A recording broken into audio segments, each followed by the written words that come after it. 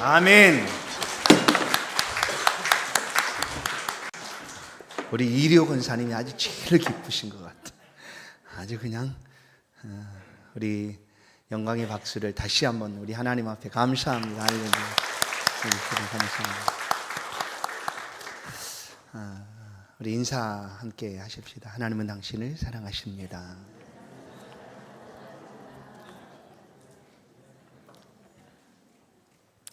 한 영혼을 향한 예수님의 마음이라는 제목으로 말씀을 함께 상고하겠습니다. 우리의 영혼이 얼마나 귀한가, 아니 우리 존재 자체가 얼마나 놀라운가를 여러분은 다 기억하시죠? 내 존재 자체가 얼마나 위대하고 귀한가, 모든 사람은 그렇게 생각을 합니다. 정말로 성경은 우리 가운데 우리의 존재가 얼마나 위대하고 귀한가를 말씀을 합니다. 우리가 살아가는 형편과 처지, 삶이 아니라 그냥 이 모습 이대로 얼마나 귀한 존재인가를 말씀하고 있죠. 예수님의 말씀 그대로를 보면 우리의 존재는, 우리의 영혼은 이 세상 그 어떤 것과도 비교할 수 없을 만큼 위대하고 크다라고 얘기합니다. 많은 소유를 다 갖는다 할지라도 그 영혼을 잃으면 그것이 무슨 소용이 있겠느냐라고 주님은 말씀하고 계십니다. 오늘 우리가 함께 모여 예배를 드리는 이 시간, 우리의 영혼에 하나님의 큰 은혜로, 풍성한 은혜로 채워주실 줄로 믿습니다. 그래야 우리의 영혼이 건강하고 또 하나님을 잘 섬겨가며 하나님 은혜가 늘 임하는 그런 복된 영혼 될 수 있기를 다시 한번 주의 이름으로 축원합니다. 오늘 본문의 말씀은 우리 가운데 예수 그리스도께서 이 땅에 오신 목적과 이유, 왜 오셨는가를 분명하게 말씀해 주고 있는 내용이 있습니다. 우리가 예수를 믿는 이유도 마찬가지죠. 우리가 예수를 믿습니다. 왜 믿을까? 왜 예수를 믿고 섬기고 있을까? 그것은 다른 것이 아니라 우리의 영혼의 구원을 우리가 얻기 위함이 아닐까 여겨집니다. 예수님께서 제자를 삼으셨습니다. 예수님이 제자를 부르시고 제자들을 삼으셨습니다. 그 제자를 삼으신 이유와 목적이 무엇인가 하면 예수님이 첫 번째로 예수님과 함께 있기를 원하셨다라는 거예요. 그게 가장 중요한 일입니다. 그래서 믿음이라는 것은 우리가 예수 그리스도와 함께 있는 것이 믿음이에요. 그럼 우리가 어떻게 예수와 함께 있는가? 우리 마음에 늘 예수를 품고 생각하고 묵상하고 예수님처럼 이 땅의 삶을 살고자 하는 것, 그것이 우리의 믿음이다라는 거예요. 예수님이 제자를 삼으신 첫 번째는 나와 함께 있도록 하게 하며, 두 번째가 전도하게 함입니다. 전도. 세 번째는 능력을 주셔서 그 권능과 능력을 가지고 이 땅의 삶을 힘있게 살아갈 수 있도록 하기 위하여 주님의 제자를 삼으셨다라고 성경은 말씀합니다. 오늘 그 주님께서 갈릴리 지역을 두루 다니시면서 이 주님의 귀한 사역을 행하십니다. 제자를 삼으시고 또한 사람들을 불러내시고 믿음으로 세워가는 일들을 갈릴리 지역에서 하게 됩니다. 오늘 본문 마태복음 9장 이하는 갈릴리 지역에서 사역을 하셨던 주님이 이제 그 갈릴리의 사역을 마무리하면서 하시는 말씀이 바로 본문의 내용입니다. 35절을 보시면 예수께서 모든 도시와 마을을 두루 다니사 그들의 회당에서 가르치시며 천국 복음을 전파하시며 모든 병과 모든 약한 것을 고치시니라. 갈릴리 사역의 모든 요약이 바로 이 말씀이기도 합니다. 그런데 예수님이 이렇게 사역을 행하셨는데 예수님의 그 사역의 중점이 바로 나타나 있습니다. 모든 곳을 두루 다니셨다는 거예요. 두루, 모든 도시 구석구석 한 곳에 머무르지 아니하시고 예수님은 두루두루 다니셨습니다. 가셔서 가르치시고 전파하셨고 고쳐내셨습니다. 무엇 때문에? 그들 가운데 주님이 오시는 목적이 있기 때문이죠. 그것은 바로 잃어버린 자를 찾아내시는 일이었습니다. 이 땅에 잃어버린 자들을 찾기 위하여 주님이 이 땅에 오셨고, 그들을 찾아내기 위하여 한 곳에 머무르지 아니하시고 두루두루 모든 곳을 다니셨다라는 거예요. 바로 그것이 갈릴리 사역의 요약인데, 이 마태복음 9장이 이제 10장으로 연결되지 않습니까? 10장에는 시작부터 예수 그리스도의 제자를 삼으시는 장면이 있습니다. 제자를 부르시는 장면이죠. 예수님이 이 땅에 오셔서 잃어버린 자를 찾아내시듯 이제 제자들을 세워서 그 제자들로 하여금 함께 있게 하고 전도하며 잃어버린 자를 찾아내도록 주님이 말씀하고 있는 내용이 바로 본문의 말씀이다라는 거예요. 그런데 이 주님의 이 땅에서 사역이 얼마나 그 시대 사람들에게 충격을 주고 있는가를 우리는 볼 수가 있습니다. 예수님이 행하시는 그 모든 사역들을 그 시대 사람들이 보았습니다. 근데 그 시대 유대인들은 어떤 사람들이었는가 하면 율법의 규범을 가지고 그들이 스스로 테두리를 쳐두었습니다. 이런 사람은 상종해서는 안 된다 하는 거죠. 그들이 바로 세리, 창기, 그리고 죄인들이었고 또한 이방 사람들이었습니다.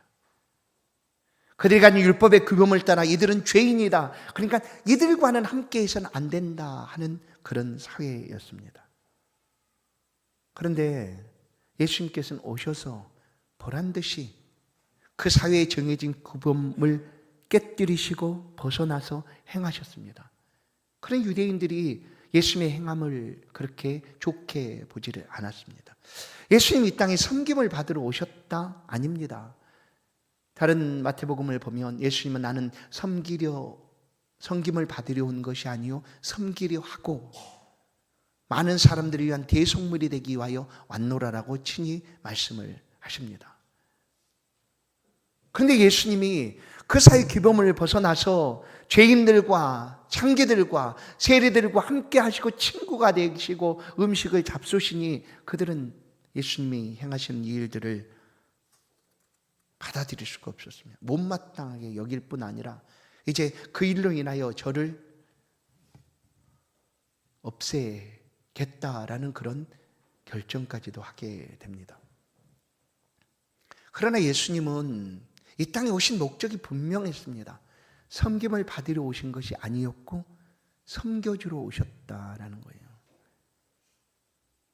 갈릴리 사역을 통해서 두루 다니시면서 가르치고 전파하시고 전해신 그 사역들은 곧 잃어버린 자들을 만나시고 그들을 찾아내셔서 섬겨주시기 위함이었다는 것을 우리는 알 수가 있습니다. 예수님은 세리와 죄인들의 친구가 되어주셨습니다. 아무도 만나주지 않고 있던 그들을 찾아가셨고 그들의 집에 들어가셔서 그들과 음식을 함께 잡수셨습니다. 어느 날 예수님이 갈릴리에서 이제 예루살렘으로 올라가는 길에 여리고라는 지역을 가게 됩니다. 그런데 여리고로 주님이 일부러 지나가셨습니다. 그 여리고로 들어가셨다라고 성경은 말씀합니다. 누가복음 19장을 보면 여리고로 들어가 지나가시더라. 그냥 여리고를 빙 둘러서 지나가실 수도 있었는데 예수님 들어가셨어요. 예수님이 행하시는 일들은 모두 다 이유가 있습니다. 그냥 한번 그냥 해보는 것 이게 아니라 예수님 누구를 만나든지 어디로 가시든지 무엇을 행하든지 거기는 반드시 이유와 목적이 있으셨죠. 이 여리고에는 예수님이 들어가셔야 되는, 의도적으로 그곳으로 들어가셔야 되는 분명한 이유가 있었습니다. 왜냐하면 오신 목적을 달성하기 위해서 곧 잃어버린 자가 그 여리고에 살고 있었기 때문이었죠. 그 바로 세리장 삭개오였습니다. 그러나 그 유대 사회에서 이 세리장이었던 삭개오는 아주 벗어난 사람이었어요. 그냥 함께 있지도 않고 죄인이라고 손가락질하고 그리고 함께 하지도 않았던 그런 사람이었습니다. 왜냐하면 로마 지배하에 있던 이 유대 사회에서 이 세리는 세금을 걷어서 자신이 좀 착복하고 노마에 줄 만큼을 주고 나머지는 더 많이 거둬 자신이 착복하는 일을 세리들이 했기 때문에 세리들을 향하여 그들은 손가락질하며 매국노라고 여겼습니다. 오늘 어떤 날입니까? 3월 1일 나라를 빼앗긴 나라에서 독립을 외쳤던, 대한독립 만세를 외쳤던 날이 바로 이 날입니다. 바로 이 날에 오늘 우리처럼 믿음을 가졌던 믿음의 선배들이 어떻게 하나님 앞에 삶을 살아갔는가를 우리는 기억합니다. 그 믿음을 지켜갈 뿐 아니라 이 나라 가운데 하나님의 공의하심이 임할 수 있기 위하여 외치고 소리쳤던 날, 바로 이 날입니다. 그런데 삭개오는 그런 사람의 매국노였습니다. 나라를 팔아먹은 사람이죠. 세금을 훨씬 더 많이 거둬들여서 자신이 부자가 되고 부유한 사람이 되고 백성들은 그 세금으로 인하여 힘들어하도록, 그런 사람이 세리였고 그 중에 장이 바로 삭개오였습니다. 그래서 이 세리장 삭개오는 부자였습니다. 돈을 많이 소유를 가진 부자였습니다. 그런데 그 마음은 텅 비어 있습니다. 아무도 친구 되어주지 않았습니다. 그 많은 돈으로도 관계를 살 수는 없었기에 늘 혼자 외톨이처럼 지내야 했습니다. 사람들은 삭개오가 힘들어하는 것 그렇게 생각지도 않았습니다. 그러나 예수 그리스도는 그 삭개오 영혼을 보셨습니다. 그 어떤 것으로 채워지지 않는 그 갈급함, 텅 비어버린 그 마음, 그 마음의 상처들을 예수님은 보셨습니다. 그리고 여리고로 들어가신 거예요. 들어가셔서 삭개오를 만나 주셨습니다. 사랑하는 성도 여러분, 우리는 죄로 인하여 파괴되어졌기 때문에 절대로 우리가 스스로 먼저 하나님을 찾을 수 없습니다. 그래서 믿음이라는 것이 하나님 주신 선물이라고 표현을 하는 이유이기도 하죠. 하나님 우리 가운데 믿음을 주셔서 너는 내 백성이야, 너는 내 것이야, 내가 택했어라고 말해 주심으로 인하여 우리가 어느 순간 하나님을 알게 된 거예요. 우리가 하나님을 찾아갈 수 없을 그때에 그리스도 예수께서 우리를 위하여 이 땅에 오셨습니다. 그리고 오늘 우리에게 뽕나무에 올라가 있던 삭개오야라고 부르시고 있는 것처럼 그 삭개오의 이름을 부르는 그 순간 우리는 우리의 이름을 주님 부르시고 계신다라고 믿는 것이죠. 우리 아픈 상처들을, 우리의 마음의 약함, 아픔들을 주님은 아시고 계십니다. 그리고 뽕나무에 있는 삭개오를 부르시듯 오늘 이 시간 우리의 이름을 불러주시는 줄로 믿습니다. 삭개오가 즉시 내려옵니다. 다른 사람도 아니고 야 그거 내려와라 이것도 아니고 자기 이름을 불러주셨어요. 누가? 예수님이. 여러분, 예수님 주변에 얼마나 많은 사람이 모여 있었는지 아십니까? 그래서 성경은 그 많은 사람의 이름을 낱낱이 기록할 수가 없습니다. 기록할 필요도 하지도 않습니다. 그래서 허다한 무리라고 얘기합니다. 다 셀 수 없는 무리들. 그런데 그 허다한 무리 가운데 유일하게 한 사람의 이름이 기록됩니다. 그게 누굽니까? 삭개오입니다. 삭개오. 왜 그랬을까요?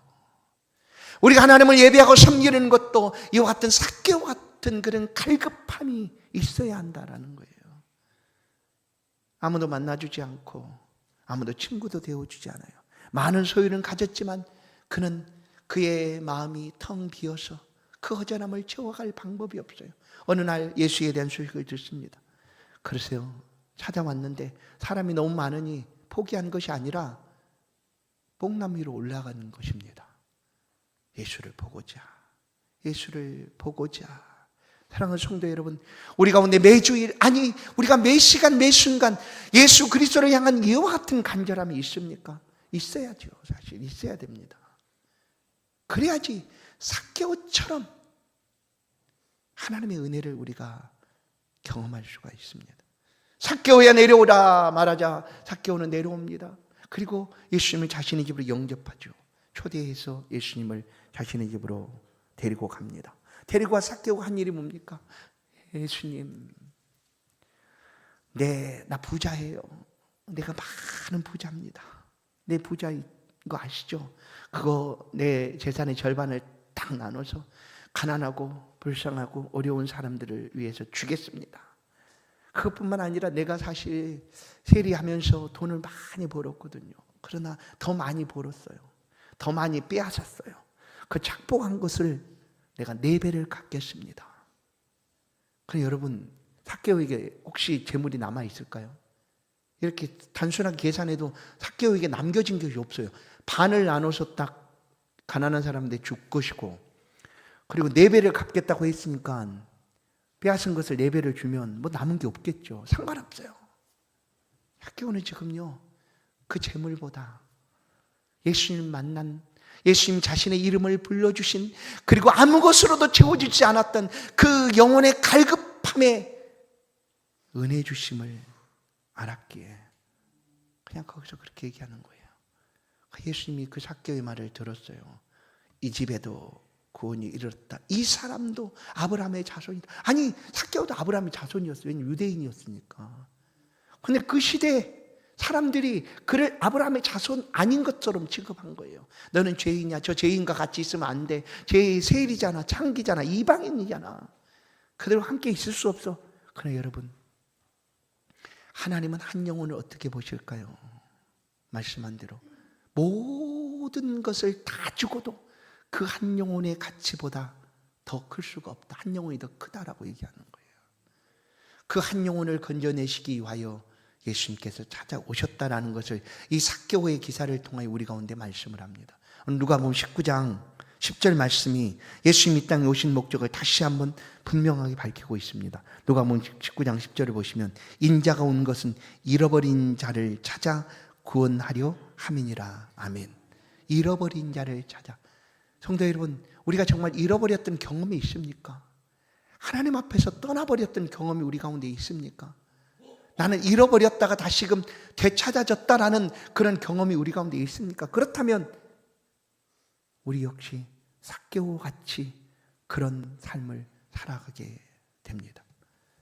오늘 예수님은 잃어버린 자를 위하여 이 땅에 오셨습니다. 죄로 타락하고 파괴된 우리는 절대로 우리 스스로 하나님 앞에 나아갈 수가 없습니다.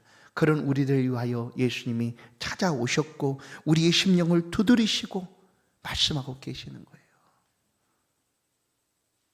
삭개오야 내려오라 하듯 오늘 이 시간 예배하는 우리의 심령 속에 우리의 이름을 부르며 말씀하여 주실 줄로 믿습니다. 내가 다 안다. 내가 알아. 얼마나 힘들어하는지 알아. 삶이 참 힘들잖아. 나도 알아. 그래도 나 너 사랑한다. 너는 내 백성이고 내 자녀야. 내가 너를 위하여 모든 것을 희생할지라도 너를 붙들어 줄 거야. 내가 물 가운데 불 가운데 지날 때 물이 너를 침몰치도 못하게 할 것이고 불이 너를 사르지도 못하게 할 거야. 너는 내 것이거든. 사랑하는 성도 여러분, 오늘 주께서 우리의 이름을 부르시면서 말씀하고 계십니다. 혹시 마음에 상처가 있으십니까? 그 마음에 텅 비어서 허전합니까? 오늘 주의 은혜로 채워가는 귀한 시간 될 수 있기를 다시 한번 축원합니다. 우리의 영혼의 가치가 얼마나 큰가? 마태복음 16장 26절 사람이 만일 원천하를 얻고도 제 목숨을 잃으면 무엇이 유익하리요?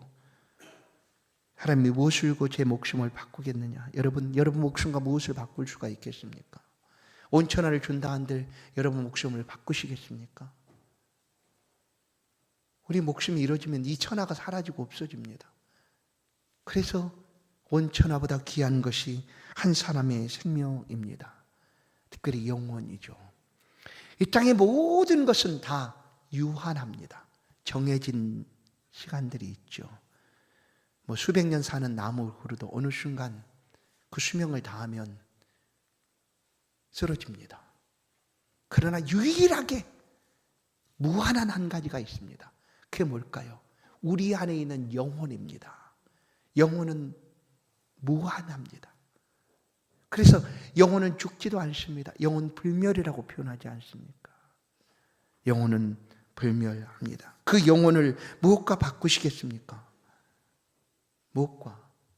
예수님이 이 땅에 오셔서 잃어버린 자를 찾으시겠다, 잃어버린 자를 위하여 오셨다라고 우리 가운데 말씀을 하셨는데, 누가복음 15장을 보면 이 잃어버린 것들에 대한 세 가지 비유를 예수님이 직접 말씀을 하십니다. 그러니까 나는 이 잃어버린 자들을 찾기 위하여 왔다라고, 집을 떠난 탕자의 비유, 돈을 잃어버린 한 여인의 드라크마의 비유, 또 양을 잃어버린, 한 마리 양을 잃어버린 양을 치는 목자의 비유를 들려줍니다. 그 중에 100마리 양을 가졌던 한 목자가 있습니다. 그 목자가 100마리 양 중에 한 마리가 이렇게 돌아와서 보니 없는 거예요. 99마리는 우리에 들어왔는데 한 마리가 안 보여요. 에이, 그까지 한 마리 그냥 어디 있다가 오겠지. 아이, 99마리는 있잖아. 이렇게 할 거예요. 그렇게 못 하잖아요. 그래서 이 목자가 이 한 마리를 찾기 위하여 그 밤에 다시금 길을 떠납니다. 그리고 가서 찢기고 넘어지고 쓰러지면서 그 험한 산에서 한 마리를 찾아옵니다. 잃어버린 한 마리를 찾았어요. 너무나 기쁘죠. 그래서 그 양을 어깨에 메고 들어왔다라고 얘기하는 거예요. 동네 사람들이 다 봤어요. 보고서 끝난 것이 아니라 이 동네 사람들을 초청합니다. 양을 찾았다고. 이해가 잘 안 되잖아요. 근데 양을 찾았다고 초청을 하는데 그 한 마리 양값보다 훨씬 더 많은 잔치 비용이 든 거예요. 동네 사람들을 다 대접하려면. 그러지 않겠어요? 그렇게 하는 이유는 뭐냐면 잃어버린 양을 내가 찾았습니다. 그 기쁨을 같이 표현하기 위해서였어요. 근데 사실 양 찾는 비유가 아니라 예수님이 이건 비유였으니까 이 비유는 잃어버린 한 영혼을 찾아내실 때 그 기쁨이 얼마나 크겠는가 하는 것을 우리로 하여금 알 수 있도록 말씀하신 내용입니다. 그래서 이 비유의 결론의 말씀을 보면 누가복음 15장 7절을 보면 내가 너희에게 이르는 이와 같이 죄인 한 사람이 회개하면, 죄인 한 사람이 회개한다라는 것은 잃어버린 사람이 돌아왔다, 찾았다라는 의미입니다. 회개하면 회개할 것이 없는 의인 99으로 말미암아 기뻐하는 것보다 더 하리라라는 거예요. 한 마리 찾아내는 한 명이 하나님 앞에 돌아오는 기쁨이 지금 천국에서 99명이 하나님 안에서 마음껏 누리고 있는 그 기쁨보다 더하다는 거예요. 왜냐하면 잃어버린 한 마리, 한 영혼을 찾는 것이 얼마나 귀한가 주님은 우리 가운데 이렇게 말씀을 합니다. 우리는 스스로 하나님 앞에 갈 수가 없어요. 절대로 갈 수가 없습니다. 그런데 예수님이 우리를 찾아오셨습니다. 우리는 이 땅에 어디가 길인지 알지 못한 채 살아가고 있을 때 이곳에도 부딪히고 저곳에도 부딪히고 이 방법이 옳은가 저 방법이 옳은가 하고 인생의 삶을 살아가고 있지만 우리 스스로는 절대로 구원의 길을 찾을 수가 없는 그때에 주님이 찾아오신 거죠. 오셔서 우리를 생명의 길, 구원의 길로 인도해 주셨습니다. 그래서 예수 그리스도는 요한복음 14장 6절 말씀처럼 내가 곧 길이요 진리요 생명이니 나로 말미암지 않고는 아버지께로 올 자가 없느니라 하고 말씀하시는 거예요. 예수 그리스도께서 우리를 찾아내신 겁니다. 그리고 우리에게 길이 되셔서 우리로 하여금 하나님께로 나아갈 길을 걷게 하셨다. 이렇게 귀한 영혼의 구원을 위하여 이 땅에 오신 주님이 오늘 우리를 부르시고 있다는 사실을 우리는 기억하게 됩니다. 한 영혼의 가치가 얼마나 귀한가를 기억하십니까? 그렇다면 오늘 이 말씀을 붙들고 살아가십시다. 삶을 이렇게 살아가는 곳에 주님은 단 한 번도 우리를 떠나지 않고 영원토록이라고 표현합니다. 우리 함께 하시겠다라고 마태복음 28장 18절을 말씀합니다. 모든 권세를 내게 주셨으니 그러므로 너희는 가서 모든 족속으로 모든 민족으로 제자를 삼아 아버지와 아들과 성령의 이름으로 세례를 베풀고 내가 너희에게 분부한 모든 것을 가르쳐 지키게 하라. 볼지어다 내가 세상 끝날까지 너희와 항상 함께 있으리라. 어떻게 해요? 영혼을 귀하게 여기고 그 삶을 살아가고 있는 그 자리에 주님도 떠나가지 않고 영원토록 함께 하시겠다라고 말하는 거예요. 근데 지금 이렇게 잃어버린 자를 찾을 사람이 부족하다라고 말씀하고 있는 거예요. 본문 57절을 37절을 보시면 제자들에게 이르시되 추수할 것은 많되 일꾼이 적으니 일꾼이 적다 얘기합니다. 일꾼이 적다. 작은 교회의 어려움은 일꾼이 적다라는 어려움이 있습니다. 작은 교회. 여기서 일한다는 표현이 교회 안에서 또 행해져야 되는 그런 일들이 많이 있지 않습니까? 그런 일들을 할 수 있는 일꾼이 적다는 거예요. 근데 자세히 뜯어보면 그것도 사실 맞지는 않아요. 왜냐하면 교회 안에 최소한 사람들이 있잖아요. 예수님 12명이었는데 최소한 교회 안에 12명은 더 될 수 있단 말이에요. 그럼 다 일꾼이거든요. 근데 스스로 나는 일꾼이 아니야 라고 얘기하기 때문에 일꾼이 없는 것처럼 보여지는 거죠. 오늘 추수할 것은 많되 일꾼이 적으니 너희는 주인에게 청하여 일꾼을 보내달라고 구하라라고 주님이 말씀합니다. 그래서 오늘 이렇게 말씀하시는 거죠. 일꾼이 필요합니다. 누가 추수할 일꾼이 될까? 추수할 일꾼이 되는 사람은 영혼의 가치를 아는 사람입니다. 내 영혼의 존재 가치뿐만 아니라 다른 사람의 영혼의 가치를 아는 사람이 바로 추수할 일꾼이다라는 거예요. 오늘 35절 말씀을 보면 주님은 이 땅에 잃어버린 자를 찾아오셨고 또한 주님의 가장 귀중한 사역이 영혼 구원하는 사역이셨는데 그 사역의 동기는 무엇이었을까를 알 수가 있습니다. 35절을 보면 불쌍히 여기심입니다. 불쌍히 여기심이에요. 목자 없는 양같이 불쌍히 여기셨다라는 거예요. 여러분, 양에게 목자가 없다고 한번 생각해 보십시오. 그러면 방목하는 양, 뭐 사냥도 있긴 있어요. 근데 종류가 다르잖아요.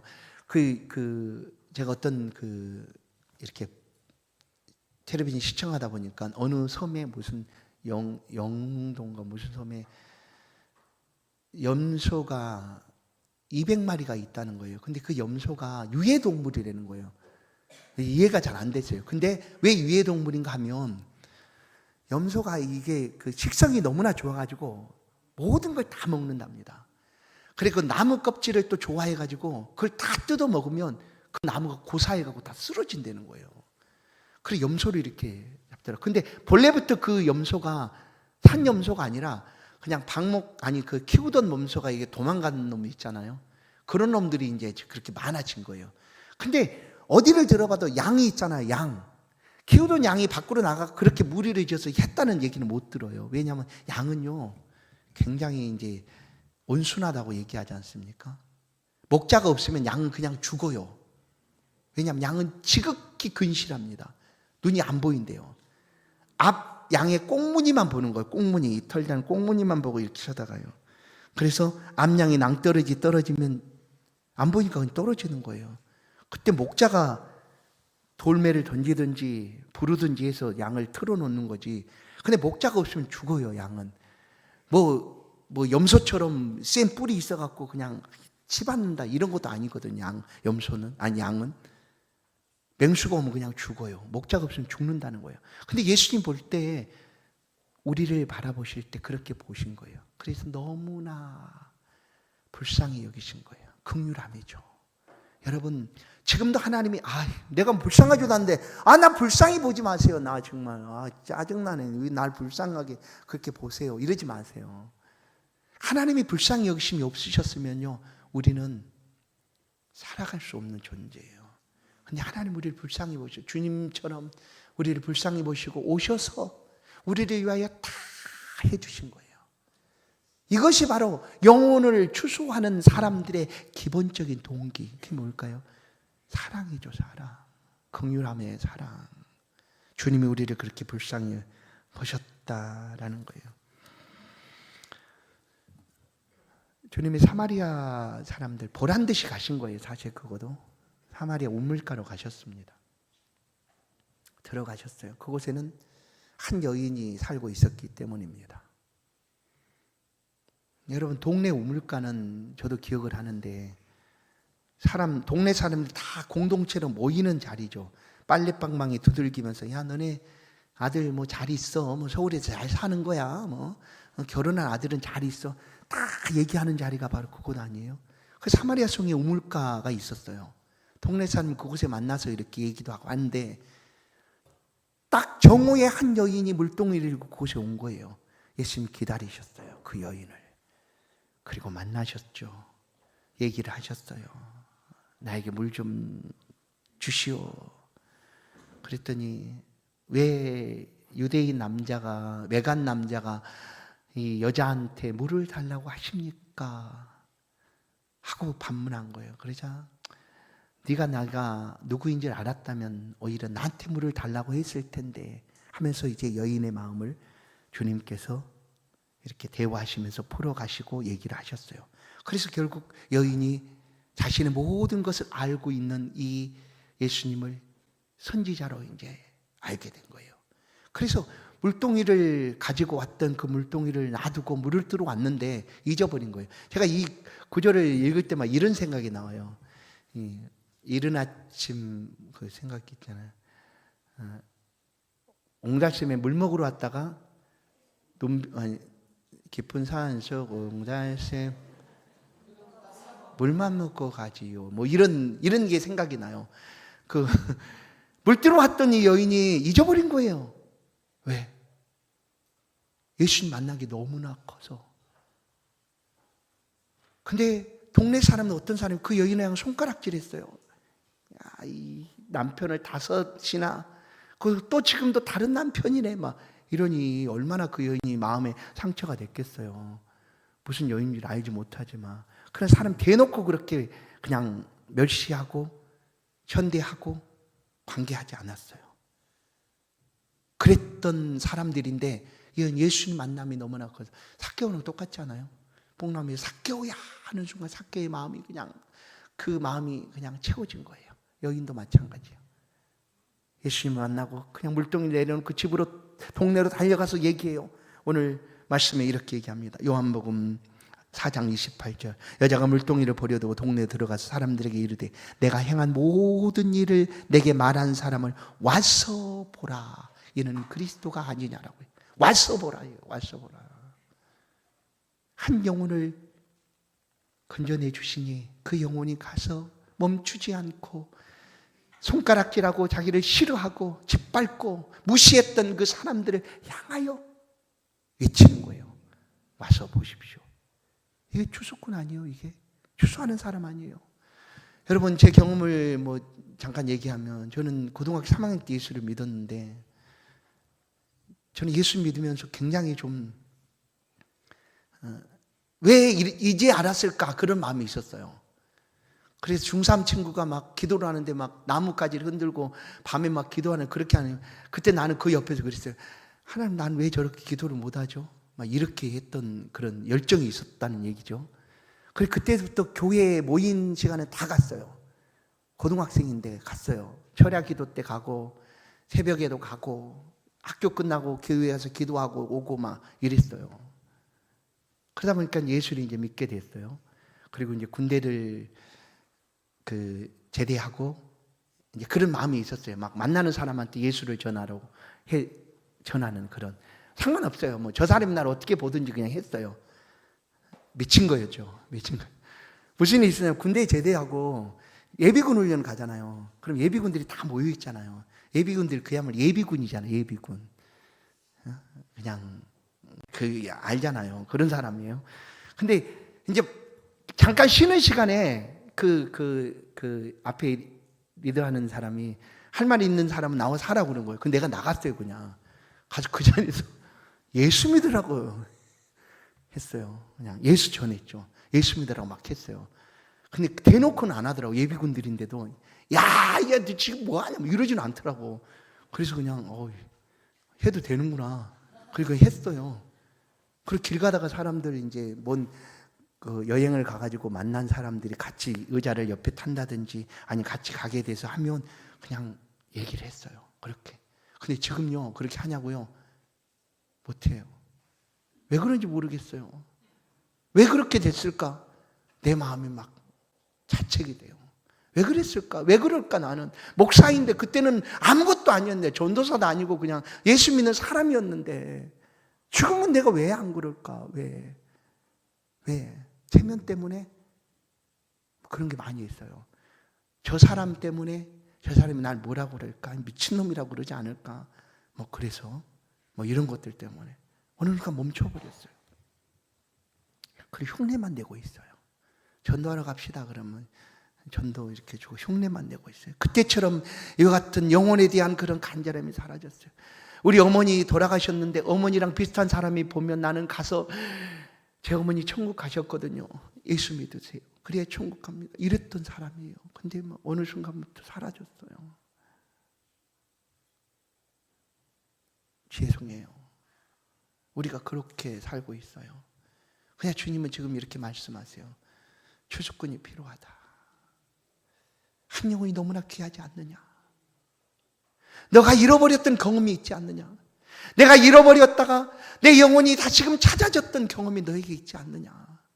내가 추수꾼이 아니겠느냐? 라고 지금 말씀하고 있는 거예요. 삭개오와 사마리아 여인은 추수꾼이 되어서 예수 그리스도를 전한 일에 아름답게 삶을 살아가게 되었어요. 사랑하는 성도 여러분, 이제 우리가 주님의 부르심 앞에 응답할 시간입니다. 우리의 사랑으로 누군가를 섬겨주고 사랑으로 보듬어주면 제자가 될 수도 있고 영혼을 구원할 수도 있습니다. 주님이 긍휼히 여기셨던 것처럼 한 영혼에 대한 긍휼함을 한번 가져보십시다. 놓치지 마십시다. 이 목사님이 1년에 한 번쯤은 꼭 저런 얘기 하더라고. 이 시간만 들어가면 괜찮을 거야. 이제 다음 시간에 다른 얘기 또 하겠지. 이렇게 생각 마시고 우리 주변에 정말로 너무나 귀한 영혼이 살아가고 있습니다. 그러나 깨닫지 못하고 있어요. 아무도 관심 두지 않았어요. 삭개오가 그 여인이 그 마음이 찢어지고 아팠는데도 아무도 관심 두지 않았어요. 아무도. 그래 주님은 아셨죠. 오늘 그 마음을 우리 가운데 주님이 말씀하고 계시는 거예요. 사랑하는 성도 여러분, 우리가 예수의 제자가 되었지 않습니까? 예수님과 함께 하시고 또한 전도하는 삶을 살아가고 그 일을 감당할 수 있도록 능력도 주시겠다고 약속하셨는데 그 주님의 말씀을 붙잡고 우리가 그렇게 한번 살아가 보십시오. 다시 저도 복음의 열정을 가지고 이 영혼에 대한 귀함을 가지고 살아가고 싶습니다. 잃어버리지 마십시다. 한 영혼이 너무나 귀하기 때문에 예수님은 그 영혼을 위하여 자신의 목숨까지 내어주시고 우리 가운데 오신 것 아니겠습니까? 우리가 그렇게 삶을 살아가 보십시다. 그러면 주님은 그와 같은 삶을 사는 사람들과 영원토록 떠나지 않고 함께 하시겠다라고 말씀하고 계십니다. 여러분의 한 걸음이, 여러분의 따뜻한 말이, 여러분의 기도가 한 영혼의 회복을, 또한 잃어버린 영혼을 찾아내는 그런 귀한 일에 아름답게 쓰임받게 되기를 주의 이름으로 간절히 축원합니다. 이 귀한 사역에 함께 동참하기를 간절히 축원합니다. 하나님 감사합니다. 우리를 구원하신 주님, 이 구원의 감격과 기쁨이 다시금 살아날 수 있게 하여 주셔서 잃어버린 많은 영혼들을 우리가 품게 하시고 간절한 마음으로 복음을 전하게 하시고 주님이 마을 구석구석 두루 다니시며 복음을 전했던 것처럼 우리의 삶의 모든 곳에 이 복음의 역사가 흘러갈 수 있도록 우리를 써주시고 사용하여 주옵소서. 복음에 대한 열정, 영혼에 대한 간절한 마음과 긍휼함의 사랑이 끊어지지 않도록 우리 가운데 다시 한번 새롭게 역사하여 주옵소서. 예수 그리스도의 이름으로 기도하옵나이다. 아멘. 찬송 500